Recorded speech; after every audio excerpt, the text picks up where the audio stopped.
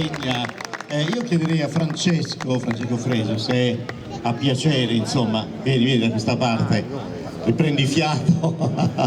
Beh, intanto il piacere di vedere il lavoro che avete fatto nella ricostruzione, nel recupero degli elementi del vestiario popolare. Il ballo lo abbiamo visto, le tradizioni vostre, insomma, che custodite sono tante, e ci serve il tuo saluto.